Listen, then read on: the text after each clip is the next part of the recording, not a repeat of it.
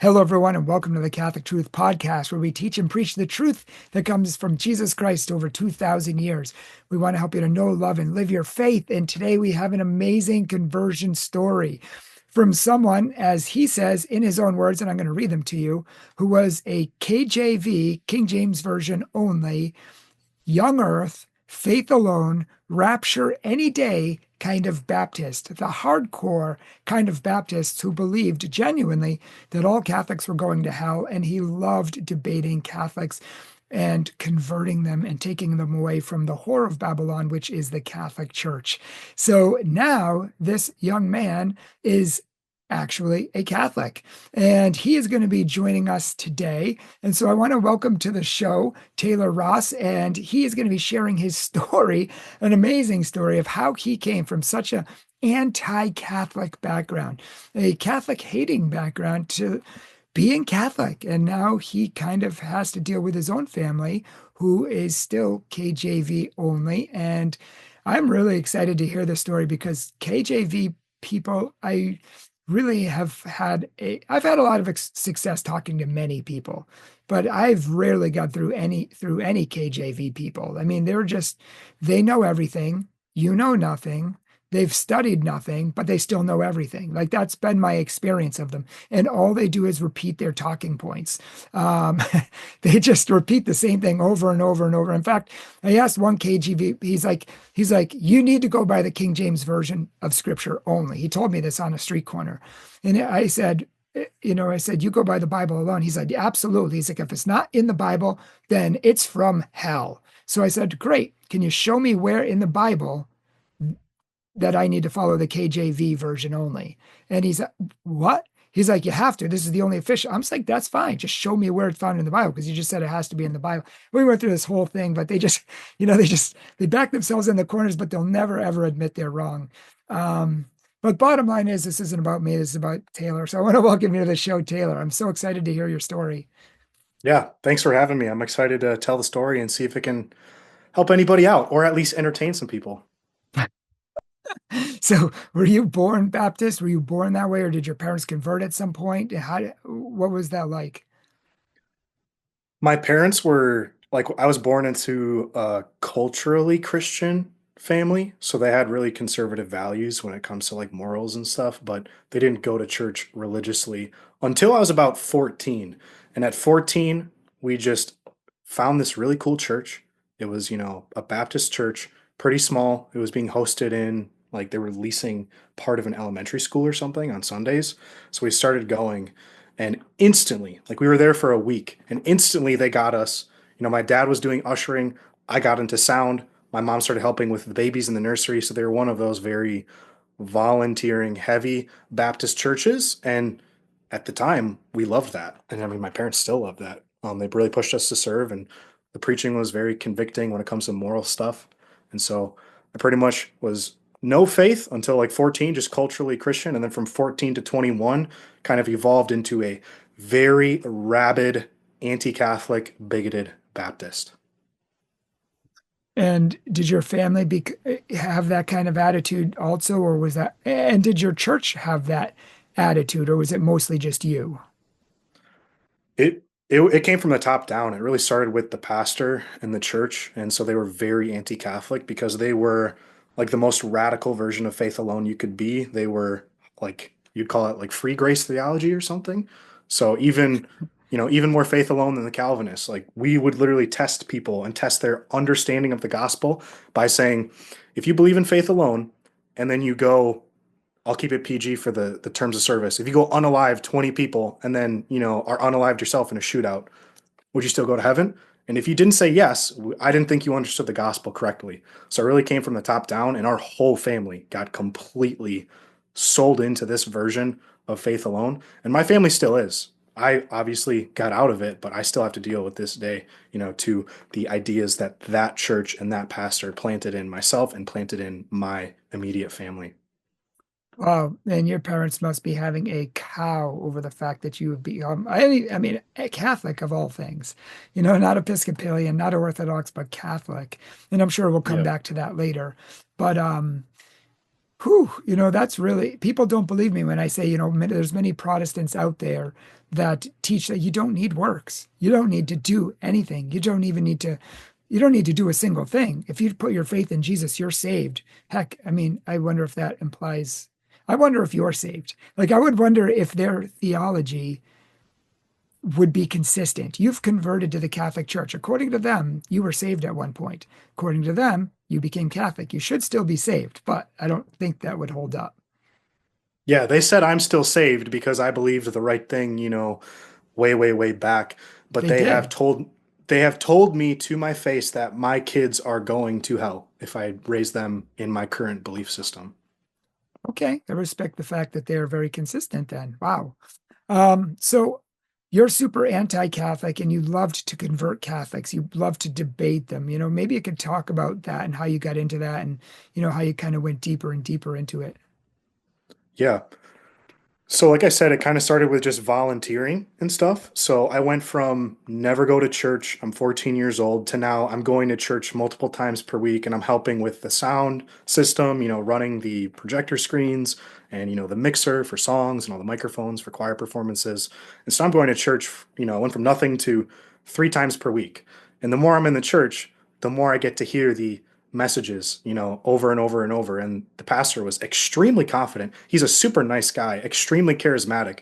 And so every single week, at least 2 to 3 times per week, I was hearing faith alone, their brand of theology, Ephesians 2, 8, and 9, at least 20 times per week. And eventually I just started to, okay, that makes sense. Because I wasn't being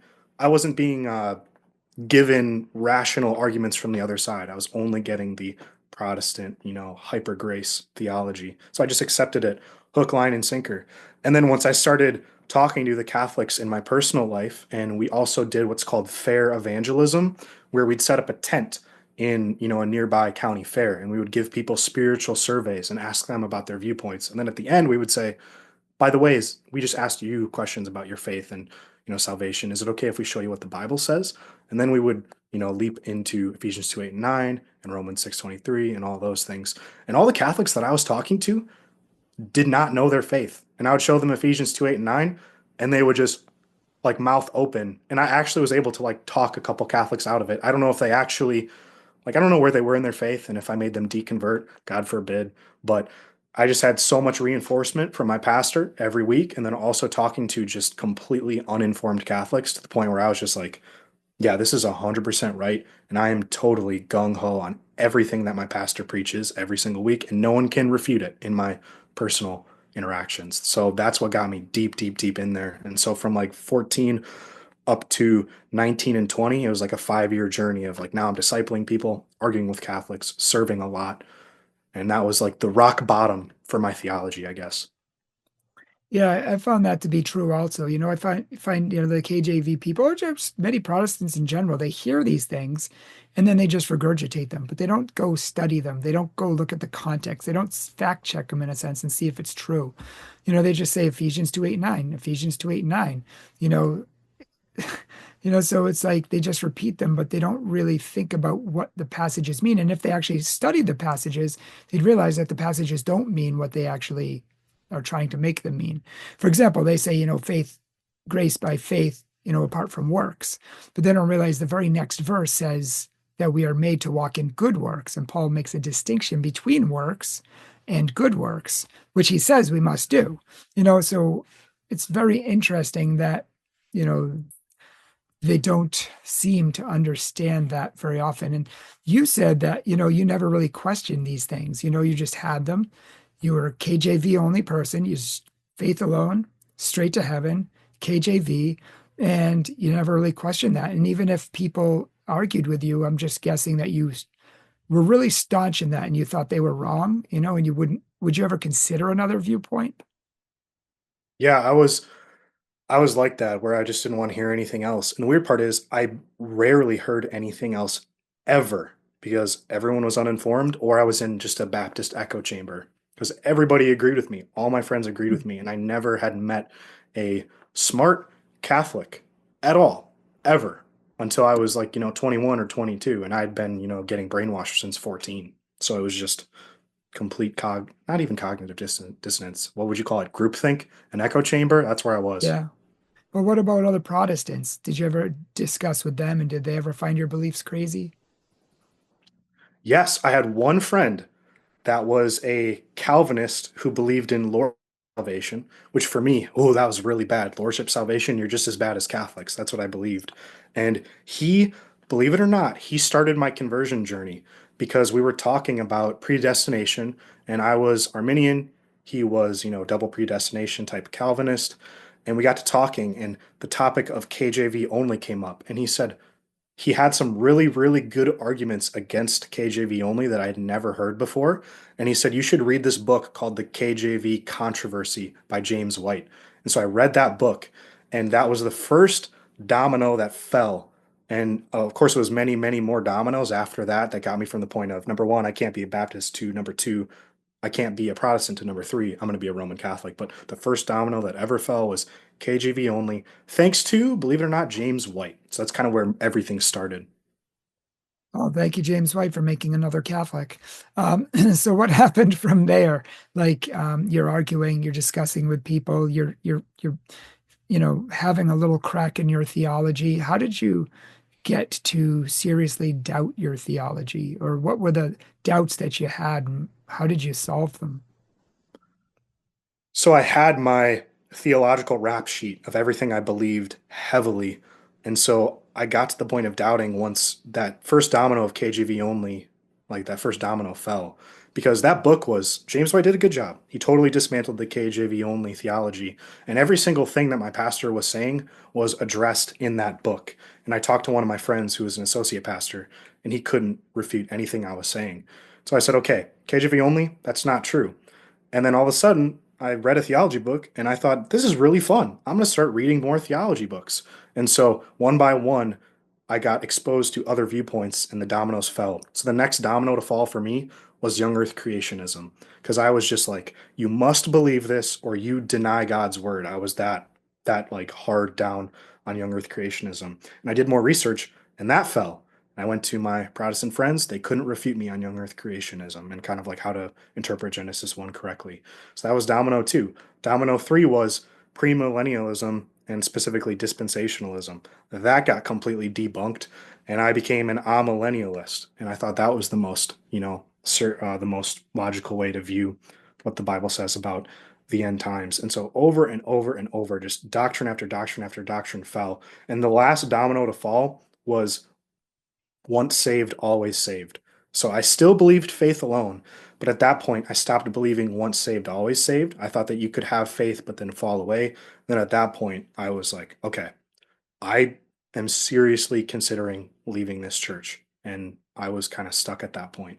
And then another topic, the new perspective on Paul, just destroyed me because it's the reading Paul in light of his current context rather than reading Paul in light of Luther's scrupulosity way back in the 1600s. And so after I read that, I was like, I don't believe in faith alone anymore. What is going on? And there was a What really was the good name of book, that book? Salvation by Allegiance Alone by Matthew Bates. He basically argued that the word faith, when I read the word faith in the Bible, I thought the word faith just meant like a mental acceptance of a fact. But Salvation by Allegiance alone argued that faith actually means faithfulness or allegiance. And so it goes from just I'm placing my trust in Jesus to I'm giving my allegiance to Jesus. And I took my newfound doctrines, tested them out on my Protestant friends, and now instead of Catholics being completely dumbfounded with what I was saying, my Protestant friends were completely dumbfounded with what I was saying. So at that point, I was like, okay, I don't believe in faith alone. I don't believe in once saved, always saved. I don't believe in KJV, the rapture, young earth creationism. I can't go to this church anymore. And so that springboarded my search into other Protestant denominations. But at that point, I wasn't considering Roman Catholicism at all. Where'd you go from there then? I just stayed at the church and boiled, just boiled in, unhappiness every time, the quote unquote gospel was shared and all that stuff. And I just stayed put and just kind of researched hardcore while still in that church. And then eventually I got to the point where I did more and more reading, more and more discussions, and then Sola Scriptura fell off the map and that got completely debunked. And at that point, I was like, Now I have to look at one of the apostolic churches. I have to. And I was still going to the same church because I was living with my parents at the time and I was kind of keeping it close to my chest because I didn't want to start any crazy fights when I'm living there and they're not making me pay rent or anything. It was a really nice deal. So I didn't want to, you know, air all of that stuff until I'd kind of figured everything out, if that makes sense.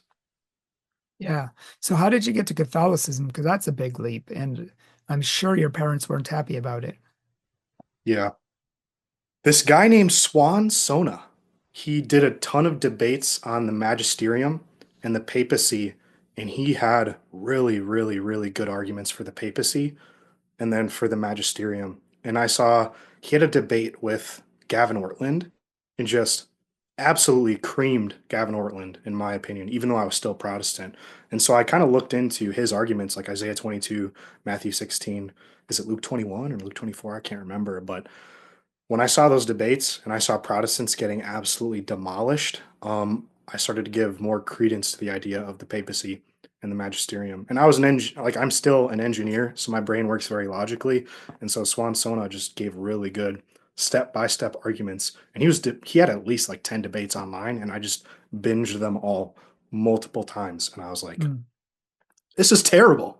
This is terrible. I think the papacy might be legit. I think the magisterium might be legit.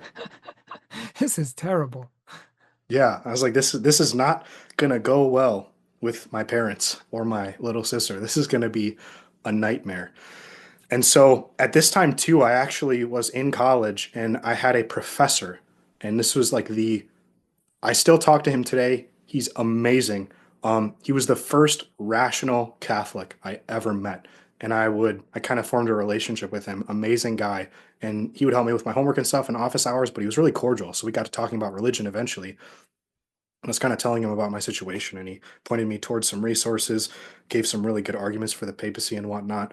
And so at that point, all my Protestant beliefs had kind of been completely debunked. I met a really, really, really smart Catholic that was pointing me in the right direction. And then I had also started to not only debunk the Protestant beliefs, but get support for the Catholic beliefs. So once I realized the papacy is true, there's only there's only one denomination that has the papacy. And so that point I was like, I have to become Catholic. And I didn't become Catholic for another 2 years, but that was the point where I was like, I have to become Catholic right now. How long did you study in all before you became Catholic? I would say I officially started studying in like when I was like 20 or 21, and I'm 25 right now. And I officially became Catholic 2 years ago. So probably 2 years of study. My math is probably messed up, but roughly 2 years of study. And I've been Catholic for like 2 years and some change. And when you came into the Catholic Church, what did your parents say? Like, what did your sister say? How did they react to it? Because I'm sure the reaction started before you came into the Catholic Church. Like, I'm sure you were probably discussing with them or trying rationally to discuss with them. But, what was that whole thing like? Um, that's a good question. The end result of it was I realized that this RCIA thing, or now it's called OCIA, it's cyclical. And you have to go, every year there's a certain window you have to fit into if you want to convert. And so I asked my parents, like, hey, I want to convert. There was a giant uproar, and they basically told me, you can't convert if you're still living in our house. And you know what? My dad's the patriarch. I have to listen to him. So I'm fine with that. But then I was like, okay, I need to move out then. I have to move out if I want to become Catholic. And so one of my coworkers at the time was Catholic. I told him the situation, and it was some weird working of the Holy Spirit. He said, like, I'm Catholic too. You should actually just come live with me. I didn't even ask that. He just kind of brought it up because I told him my story. So I just immediately, like 2 days later, moved out, lived with him, started calling parishes, found a parish that could get me in like halfway into the cycle, get me converted in like April 2023 was when I officially converted.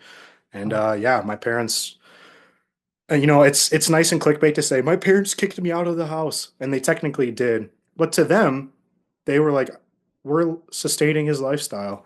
If he's going to become Catholic, we can't be paying for free housing, free food, and stuff like that." So I don't knock them for it, but they kicked me out. I lived with a friend and got my butt into RCIA as fast as humanly possible. And did you discuss with them after that? Were they even open to anything you had to say? No, they were not open at all. They didn't even really. I would try to talk to them, and they didn't want to talk about anything. They just said, "Well, go talk to the pastor, or go talk to the associate pastor, or go talk to this guy." And I Did told you? them like, well, not of my own volition. They tracked me down to talk to me, but I didn't talk to them out of my own volition because I was like, I know what they're gonna say. I've been studying this for 2 years. I've read from people a million times smarter than these guys, and their arguments don't hold up. And so they had a good friend, a good friend, like a family who's a friend of our family. Um, they have in that family a pastor who's a missionary with a PhD, a Protestant PhD, who has like he runs a church in like South Africa, and he was back on what is it called, furlough or something. And they came over for dinner one night and sat me down and tried to unconvert me. And he had a piece of paper which my parents had, kind of like my notes of my arguments for the Catholic faith because they had asked for a reference so they can understand my conversion.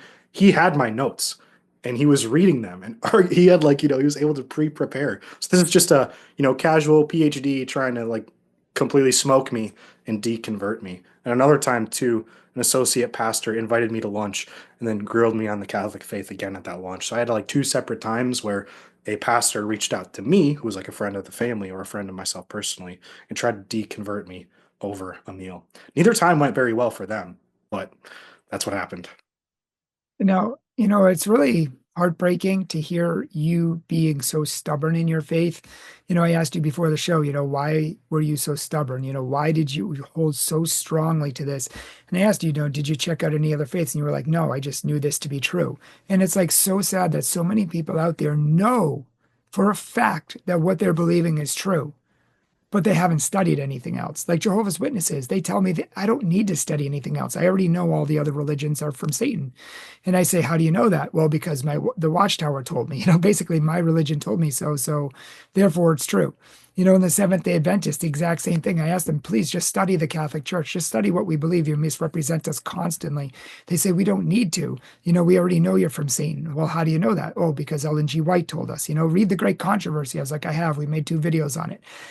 Same thing with I've talked to endless fundamentalist Baptists, and they're like, we don't need to know. We just know that the Catholic Church is false. And it's really sad that people aren't open to truth. They're so staunch in what they know is true, but like you said, I think what you said before the show was that it was just came from a place of ignorance. You didn't know better, but how can we know better? How can we be so sure that what we know is true without actually doing any studying? Hmm. Yeah, and that's really what kicked my butt. Like John 6, before I started like kind of like I was a year and a half into my journey of like, okay, I'm not Protestant anymore. What am I? And I read John 6 for the first time. And I was like, holy cow, I have no idea. Like, I didn't know this passage existed. Or is it John 20, where the apostles are given the power to forgive sins? I didn't know that verse existed until I was, 20 and potentially converting. I was just in the dark about so many different things. And James 2:24, I didn't know that verse existed. Just I just got, Matthew 16, 18 through whatever. I didn't know that existed. I just was literally in the absolute dark. And, there's probably a lot of people in my situation too. And really the only way you can do it is just, you know, reconcile your books. If I'm going to be Baptist, why am I Baptist? If I'm going to marry a Baptist girl, I'm going to be most likely locked into the Baptist faith for the rest of my life. So once I started reconciling the books and looking at the doctrines, every card fell down. I think it's difficult. Jesus said the road to heaven is narrow and difficult to find. I think the truth is difficult. It takes effort, it takes research, it takes getting out of your comfort zone, and it takes the fact that you might have to pick up your cross and follow Christ, possibly.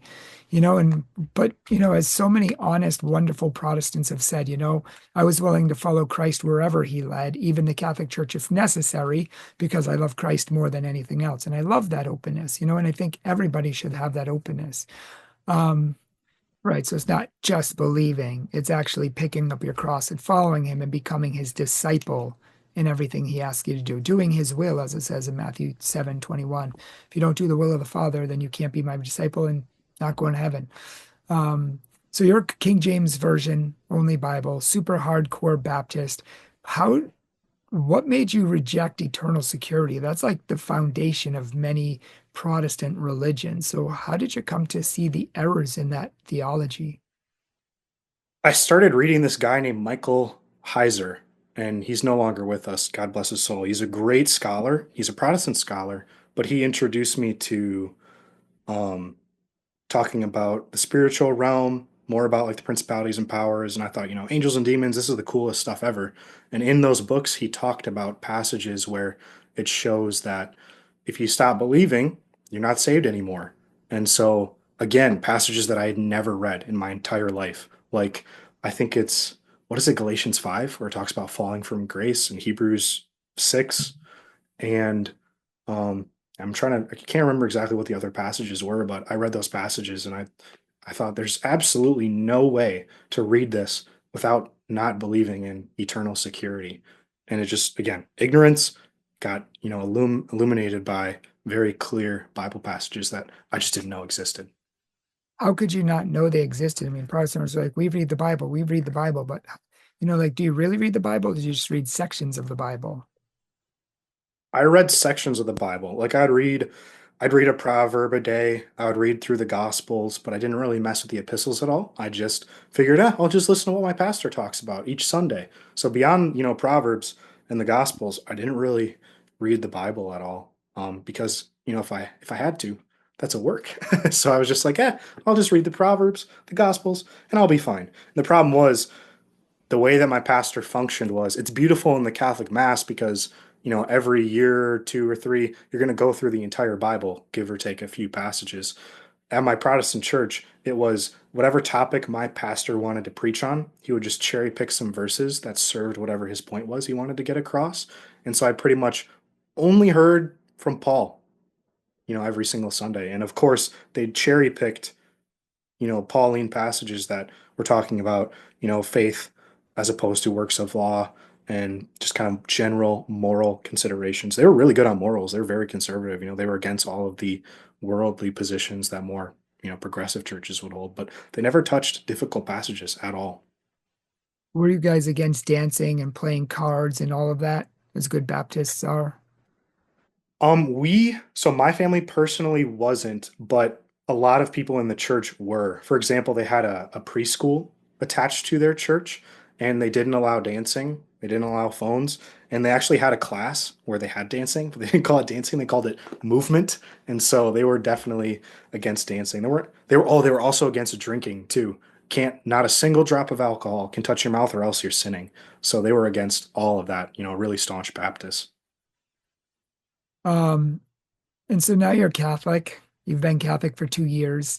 Do you find that it's more fulfilling? Do you feel like it's more intellectually, does it makes sense more intellectually? Do you find that? And do you find like you're finally home? Yeah. It's really nice because in Catholicism, I was able to drop my worldview as a very rare type of Baptist was very adversarial. Everyone was against me, even other Christians, because all these Protestants, they believe in lordship salvation or they believe in, they don't believe in eternal security. So when I was a Baptist, everyone was an enemy.